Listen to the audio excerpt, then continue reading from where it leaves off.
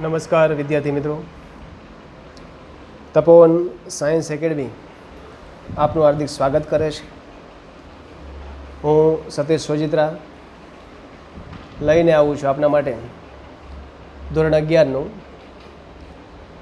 Chapter number 6 ઉષ્માગતિશાસ્ત્ર.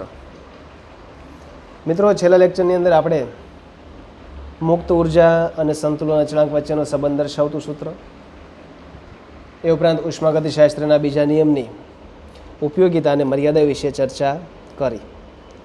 હવે મિત્રો, આજના લેક્ચરમાં વાત કરીએ પ્રશ્ન નંબર 39. ઉષ્માગતિ શાસ્ત્રના ત્રીજા નિયમ વિશે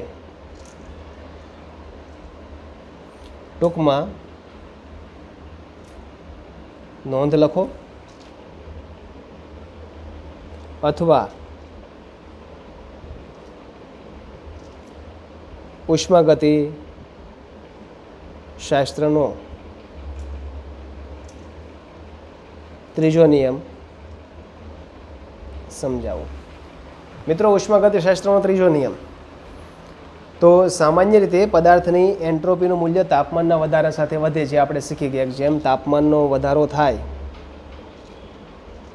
તેમ એન્ટ્રોપીનું મૂલ્ય વધે છે. કારણ કે તાપમાન વધવાની સાથે અણુઓની અંદર અવ્યવસ્થા વધે, અણુઓની રેખીય ગતિ, આંદોલન ગતિ અને ભ્રમણ ગતિમાં વધારો જોવા મળે અને પરિણામે એન્ટ્રોપીનું મૂલ્ય વધે છે. તેવી જ રીતે તાપમાનના ઘટાડાની સાથે અણુઓની અવ્યવસ્થામાં ઘટાડો થાય અને એન્ટ્રોપીનું મૂલ્ય મિત્રો ઘટે છે. 1906ની અંદર નર્સ નામના જર્મન વૈજ્ઞાનિકે જણાવ્યું કે સંપૂર્ણ શુદ્ધ સ્ફટિકમય પદાર્થની એન્ટ્રોપીનું મૂલ્ય તાપમાનના ઘટાડાની સાથે ઘટતું જાય છે અને તેના ઉપરથી ઉષ્માગતિશાસ્ત્રનો ત્રીજો નિયમ લાગુ પાડવામાં આવે છે.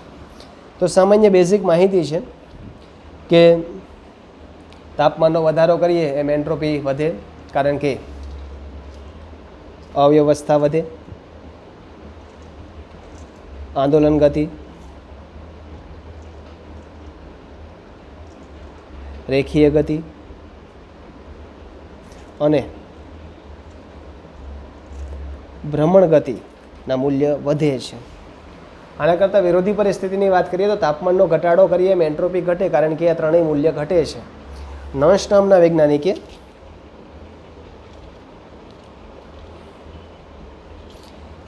એવી રજૂઆત કરી કે સંપૂર્ણ શુદ્ધ સ્ફટિકમય પદાર્થ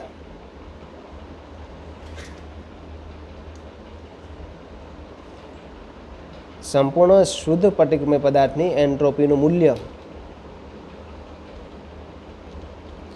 તાપમાનના ઘટાડાની સાથે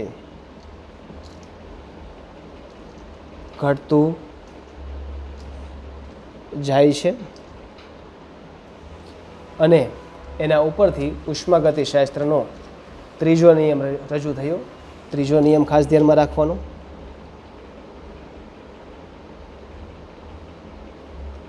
નિરપેક્ષ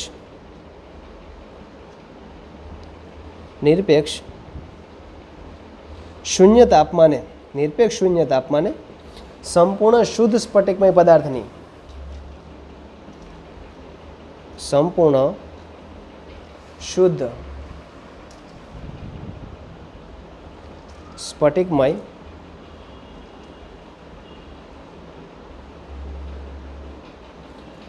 પદાર્થની એન્ટ્રોપી શૂન્ય હોય છે. એટલે કે નિરપેક્ષ શૂન્ય તાપમાન હોય અને નિરપેક્ષ શૂન્ય તાપમાને સંપૂર્ણ શુદ્ધ સ્ફટિકમય પદાર્થ હોય તેની એન્ટ્રોપીનું મૂલ્ય મિત્રો શૂન્ય લેવામાં આવે છે. અને એનો અર્થ એવો થાય કે જ્યારે પણ પદાર્થ જે છે એ સંપૂર્ણ શુદ્ધ પદાર્થ હોય તો એમાં વ્યવસ્થિત ગોઠવણી હોય. કેવી ગોઠવણી જોવા મળે? અને વ્યવસ્થિત ગોઠવણી હોય તો જ એન્ટ્રોપીનું મૂલ્ય કેવું લઈ શકાય? શૂન્ય લઈ શકાય. આ બાબતે ખાસ ધ્યાનમાં રાખવાની. નિયમ માત્ર અગત્યનો છે કે નિરપેક્ષ શૂન્ય તાપમાને સંપૂર્ણ શુદ્ધ સ્ફટિકમય પદાર્થની એન્ટ્રોપીનું મૂલ્ય મિત્રો શૂન્ય લેવામાં આવે છે. હવે જ્યારે પણ નિરપેક્ષ શૂન્ય તાપમાન લઈએ ત્યારે અણુઓની ગતિ ઉર્જા બિલકુલ નહિવત હોય છે. સ્થિતિ ઉર્જાનું મૂલ્ય ક્યારેય પણ શૂન્ય લઈ શકાતું નથી. પરિણામે આંતરિક ઉર્જાનું મૂલ્ય શૂન્ય હોતું નથી. અને વધુમાં આંતરિક ઉર્જા એ પદાર્થની લાક્ષણિકતા છે, માટે આંતરિક ઉર્જાનું નિરપેક્ષ મૂલ્ય ગણી શકાતું નથી, પરંતુ પદાર્થની એન્ટ્રોપીનું મૂલ્ય આપણે ગણી શકીએ. આના પરથી આગળ વાત કરીએ.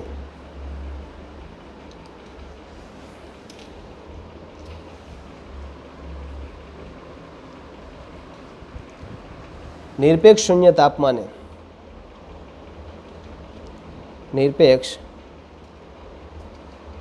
તાપમાને અણુઓની ગતિજ ઉર્જા નહિવત હોય છે,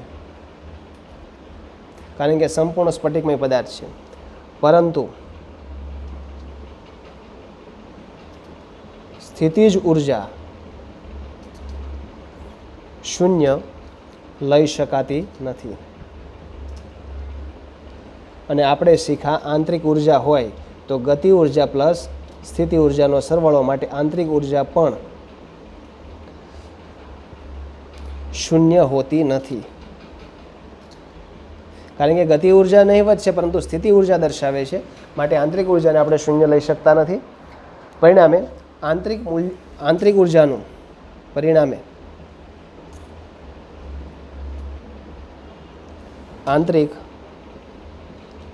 ઉર્જાનું નિરપેક્ષ મૂલ્ય ગણી શકાતું નથી, પરંતુ એન્ટ્રોપીનું નિરપેક્ષ મૂલ્ય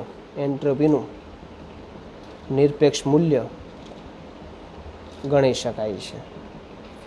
અહીંયા આપણે એ વાત કરી કે કોઈ પણ પદાર્થ હોય તો એના માટે ગતિ ઉર્જાનું મૂલ્ય શૂન્ય હોતું નથી, નહિવત હોય છે, પરંતુ સ્થિતિજ ઉર્જાનું મૂલ્ય શૂન્ય હોતું નથી. પરિણામે આંતરિક ઉર્જાનું મૂલ્ય આપણે શૂન્ય લઈ શકતા નથી. પરિણામે આંતરિક ઉર્જાનું નિરપેક્ષ મૂલ્ય ગણી શકાતું નથી, પરંતુ આપણે એન્ટ્રોપીનું નિરપેક્ષ મૂલ્ય ગણી શકીએ છીએ.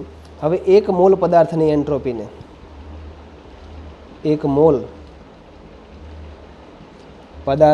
એન્ટ્રોપીને મોલર એન્ટ્રોપી કહેવાય. મોલર એન્ટ્રોપી સંજ્ઞા છે SM, M એટલે મોલર કહેવાય છે. નિયત તાપમાને પ્રમાણિત સ્થિતિ એક મોલ પદાર્થની મોલર એન્ટ્રોપીને પ્રમાણિત સ્થિતિમાં લઈએ. પ્રમાણિત મોલર એન્ટ્રોપી S0M વડે રજૂ કરવામાં આવે છે, અને મોલર એન્ટ્રોપીનો એકમ જૂલ પ્રતિ કેલ્વિન ઇન્ટુ મોલ હોય છે. બરાબર છે. પ્રમાણિત સ્થિતિમાં મોલર એન્ટ્રોપીનો એકમ જૂલ પ્રતિ કેલ્વિન ઇન્ટુ મોલ લઈ શકાય. તો અહીંયા માત્ર બેઝિક માહિતી. બીજી વસ્તુ ખાસ અગત્યની, એક આ પ્રશ્ન આ વખતના સિલેબસમાંથી કાઢી નાખવામાં આવેલો છે. એટલે આ પ્રશ્ન માત્ર બેઝિક માહિતી પૂરતો છે, જે માહિતી મેળવી લેવાની, આપણે લખવાનો નથી કે તૈયાર પણ કરવાનો નથી. પણ શક્ય હોય ત્યાં સુધી ત્રીજો નિયમ આપણે યાદ રાખવાનો કે નિરપેક્ષ શૂન્ય તાપમાને સંપૂર્ણ શુદ્ધ સ્ફટિકમય પદાર્થની એન્ટ્રોપીનું મૂલ્ય મિત્રો શૂન્ય હોય છે. આ બાબતે ખાસ ધ્યાનમાં રાખવાની છે. પ્રશ્ન નંબર 40.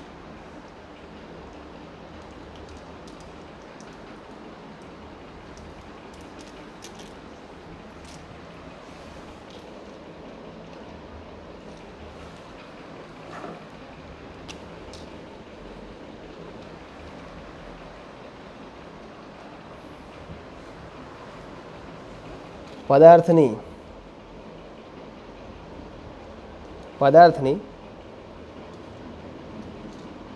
એન્ટ્રોપીનું નિરપેક્ષ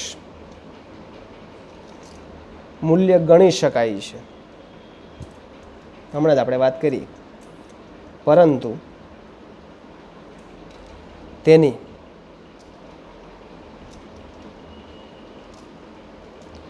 આંતરિક ઉર્જાનું નિરપેક્ષ મૂલ્ય ગણી શકાતું નથી. કારણ આપો, અગત્યનું કારણ છે અને ખાસ મોઢે કરવાનું. હમણાં જ આપણે શીખાય પ્રમાણે છે. પદાર્થની એન્ટ્રોપીનું નિરપેક્ષ મૂલ્ય ગણી શકાય છે, પરંતુ તેની આંતરિક ઉર્જાનું નિરપેક્ષ મૂલ્ય ગણી શકાતું નથી. તો હમણાં જ આપણે વાત કરી ઉષ્માગતિશાસ્ત્રના ત્રીજા નિયમ અનુસાર નિરપેક્ષ શૂન્ય તાપમાને સંપૂર્ણ શુદ્ધ સ્ફટિકમય પદાર્થની એન્ટ્રોપીનું મૂલ્ય શૂન્ય હોય છે. તો લખી શકાય ઉષ્માગતિશાસ્ત્રના ત્રીજા નિયમ અનુસાર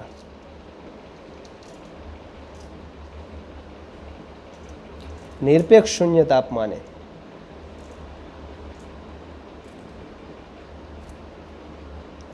સંપૂર્ણ શુદ્ધ સ્ફટિકમય પદાર્થની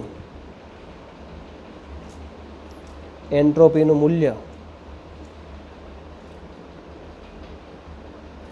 શૂન્ય હોય છે.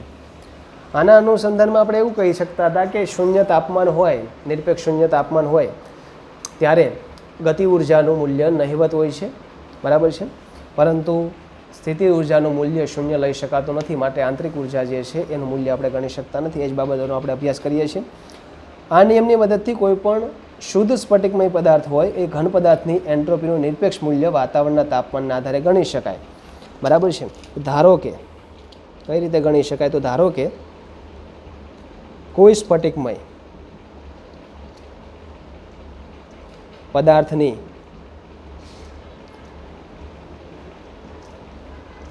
એન્ટ્રોપી ટી કેલ્વિન તાપમાને માપવી છે આપણે. ધારો કે કોઈ પદાર્થ જે છે એ સ્ફટિકમય પદાર્થ છે ને ટી તાપમાને એન્ટ્રોપીનું મૂલ્ય આપણે માપવું છે. તો delta S is equal two S T minus શું લખી શકાય? S0, જ્યાં એસ ટી એ ટી તાપમાને એન્ટ્રોપી છે અને S0 એ 0 કેલ્વિન તાપમાને એન્ટ્રોપી છે. આનો બંનેનો તફાવત કરીને આપણે ડેલ્ટા એસ મેળવી શકીશું. ત્રીજા નિયમ અનુસાર નિરપેક્ષ શૂન્ય તાપમાન હોય ત્યારે એન્ટ્રોપીનું મૂલ્ય કેવું હોય મિત્રો? શૂન્ય. માટે S0 બરાબર શું લખી શકાય છે? 0 લખી શકાય. માટે લખી શકાય ત્રીજા નિયમ અનુસાર, ત્રીજા નિયમ મુજબ S0 નું મૂલ્ય શૂન્ય છે. કારણ કે નિયમ પ્રમાણે શીખી ગયા, નિરપેક્ષ શૂન્ય તાપમાને એન્ટ્રોપીનું મૂલ્ય કેવું લેવાય? શૂન્ય. તેથી ટી તાપમાને એન્ટ્રોપીનું જે મૂલ્ય મળે તે નિરપેક્ષ મૂલ્ય દર્શાવે છે. તેથી ટી તાપમાને એન્ટ્રોપીનું જે મૂલ્ય મળે તે નિરપેક્ષ મૂલ્ય દર્શાવે છે. આપણે વાત કરતા હતા ને કે એન્ટ્રોપીનું નિરપેક્ષ મૂલ્ય ગણી શકાય. તો કઈ રીતે ગણી શકાય? એના માટે ઉદાહરણ લીધું કે ધારો કે ટી તાપમાને આપણે એન્ટ્રોપીનું મૂલ્ય મેળવવું છે તો એના માટે સૂત્ર લખ્યું, પરંતુ S0 અનુસાર એટલે કે ઉષ્માગતિશાસ્ત્રના ત્રીજા નિયમ અનુસાર નિરપેક્ષ શૂન્ય તાપમાને એન્ટ્રોપીનું મૂલ્ય શૂન્ય હોય તો આ વેલ્યુ કેવી થશે? શૂન્ય. ડેલ્ટા એસ બરાબર શું મળશે? ST, બરાબર છે. માટે આ મૂલ્યને આપણે શું કહીશું? નિરપેક્ષ મૂલ્ય તરીકે ઓળખી શકાય છે. આ આપણે વાત કરીએ એન્ટ્રોપીની. પરંતુ આંતરિક ઉર્જામાં આ નિયમ જે છે વ્યાખ્યાયિત થતો નથી, બરાબર છે. કારણ કે 0 કેલ્વિન તાપમાને આપણે આગળ પણ શીખ્યા એ પ્રમાણે ગતિ ઉર્જા જે છે નહિવત હોય છે, પરંતુ સ્થિતિજ ઉર્જા દર્શાવે છે. ત્રીજા નિયમ મુજબ જેમ એન્ટ્રોપી નું મૂલ્ય 0 કેલ્વિન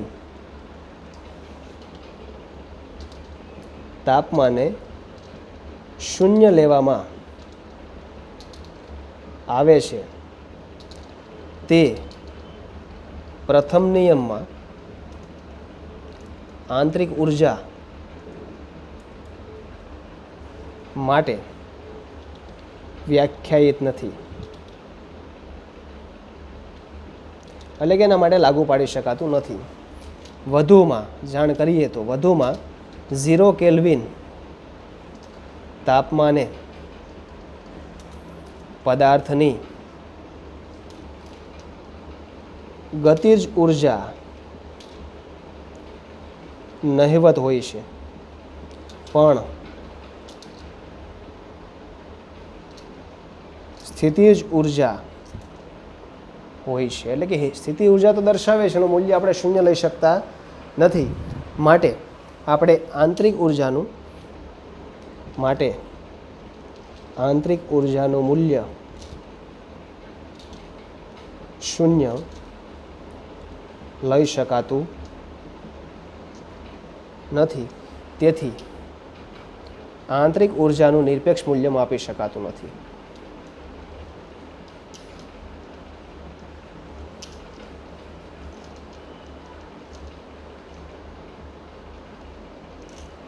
તેથી આપણે મિત્રો આંતરિક ઉર્જાનું નિરપેક્ષ મૂલ્ય માપી શકતા નથી.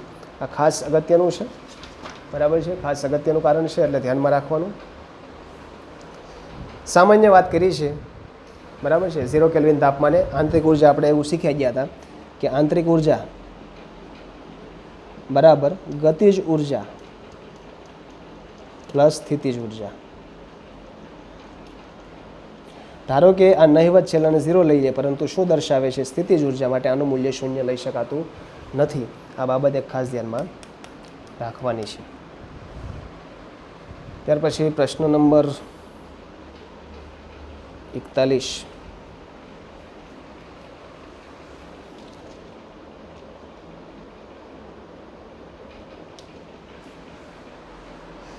ગિબ્સની મુક્ત ઉર્જા અને ઉપયોગી કાર્ય સમજાવો. ગિબ્સની મુક્ત ઉર્જા, ગિબ્સની અને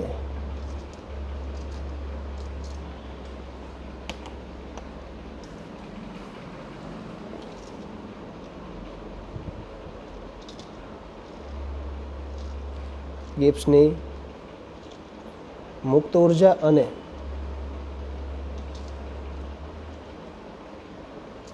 ઉપયોગી કાર્ય સમજાવો. મિત્રો વાત કરીએ મુક્ત ઉર્જા. જે મુક્ત ઉર્જા શબ્દ વાપરતા હતા એ ગિબ્સની મુક્ત ઉર્જા છે, વૈજ્ઞાનિક ગિબ્સ દ્વારા આપવામાં આવી છે. તો મુક્ત ઉર્જાને ગિબ્સની મુક્ત ઉર્જા તરીકે પણ ઓળખવામાં આવે છે.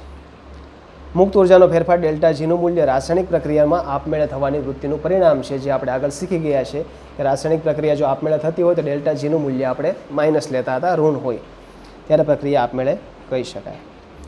આમ મુક્ત ઉર્જા એ રાસાયણિક પ્રક્રિયાની સ્વયંભૂયતા સાથે સંકળાયેલું છે અને કોઈપણ પ્રક્રમ સાથે સંકળાયેલ મુક્ત ઉર્જા ફેરફારનું મૂલ્ય તે પ્રક્રમ દ્વારા થઈ શકતું મહત્તમ કાર્ય છે. મુક્ત ઉર્જાની વ્યાખ્યાની અંદર આપણે અભ્યાસ કરેલો છે કે મુક્ત ઉર્જા એટલે શું? તો પ્રક્રમ દ્વારા અથવા તો પ્રણાલી દ્વારા થતું મહત્તમ કાર્ય છે, બરાબર છે, જે આપણે હમણાં દર્શાવીએ. તો કોઈ પણ પ્રક્રમ સાથે સંકળાયેલ મુક્ત ઉર્જા ફેરફાર એટલે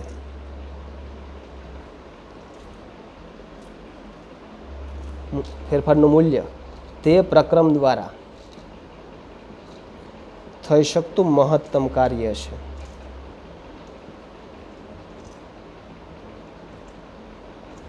એટલે કે મુક્ત શક્તિ ફેરફાર એ મહત્તમ ઉપયોગી કાર્ય જે છે એની સાથે સંકળાયેલું છે. માટે delta G is equal to -W maximum વર્ગ દર્શાવીએ છીએ આપણે. અને ઋણ મૂલ્ય જે છે એ શું દર્શાવે છે? પ્રક્રમ આપમેળે થાય છે. અને કહી દઈએ સમીકરણ નંબર 1. ઋણ મૂલ્ય એવું દર્શાવે છે આપમેળે પ્રક્રિયા થતી હોય છે ત્યારે જે કંઈ મુક્ત ઉર્જાનો ફેરફાર છે એ W મેક્સિમમ હોય છે, એટલે કે મહત્તમ કાર્ય છે. હવે સૈદ્ધાંતિક રીતે આપમેળે થતા પ્રક્રમ માટે આ કાર્યને ઉપયોગમાં લઈ શકાય. જો ડેલ્ટા જીનું મૂલ્ય વધારે ઋણ હોય તેવા પ્રક્રમ વધુ કાર્ય કરે છે.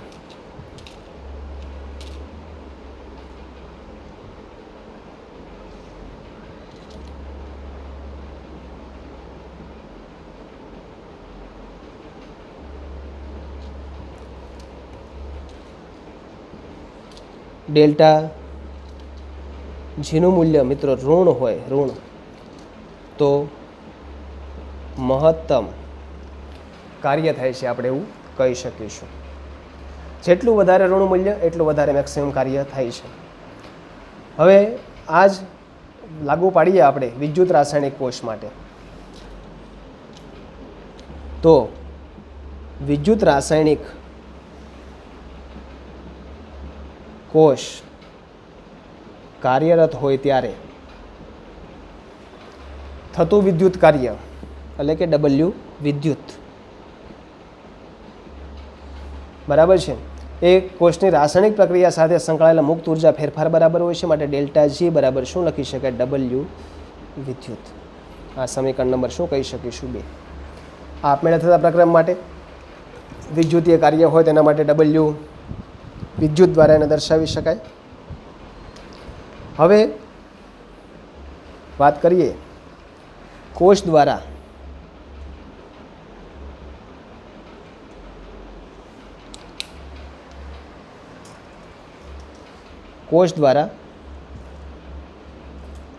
થતું વિદ્યુત કાર્ય. વિદ્યુતધ્રુવ પોટેન્શિયલ એટલે E સેલ અને કોષમાંથી મેળવાતા વિદ્યુતના જથ્થા સાથે નીચે મુજબ સંબંધ દર્શાવે છે.